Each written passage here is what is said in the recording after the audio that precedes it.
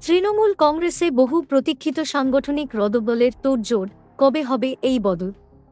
বছর ঘুরলেই বিধানসভা নির্বাচন বাংলায়, তার আগেই করে ফেলতে হবে সাংগঠনিক রদবদল।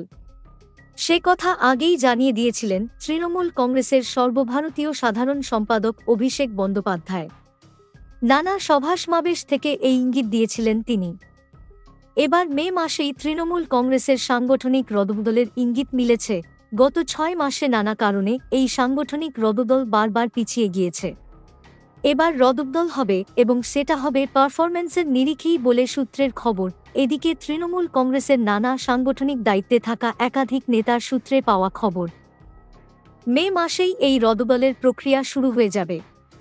ঠিক ছিল মে মাসের ১০ তারিখের মধ্যেই নানা রদবদল ঘোষণা করা হবে, কিন্তু অপারেশন সিঁদুর শুরু হওয়ায় সেটা একটু পিছিয়ে যাবে।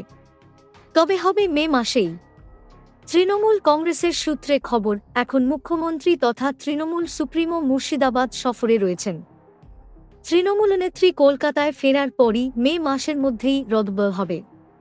গত বছর ২১শে জুলাইয়ের মঞ্চ থেকে অভিষেক ঘোষণা করেন, লোকসভা নির্বাচনের ফলাফল এবং একাধিক মাপকাঠি সামনে রেখে সংগঠনের নানা স্তরে রদবদল করা হবে। অন্যদিকে তারপর খসড়া তালিকা তৈরি করা হয়।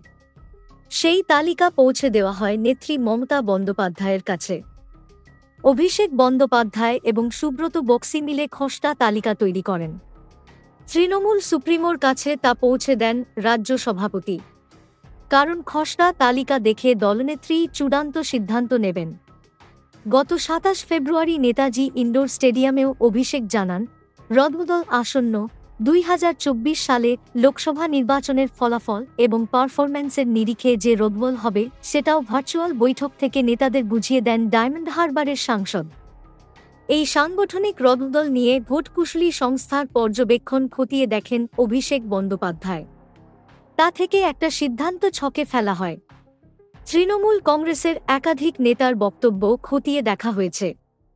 এই সমস্ত তথ্য এবং প্রমাণের ভিত্তিতেই মে মাসে রদবদলের সম্ভাবনা তৈরি হয়েছে। এই বিষয়ে এক রাজ্য নেতা বলেন, ২০২৬ সালের মে মাসেই বিধানসভা নির্বাচনের ফল প্রকাশ হবে। সুতরাং সাংগঠনিক রদবদল করতে হলে দ্রুত সেটা করতে হবে।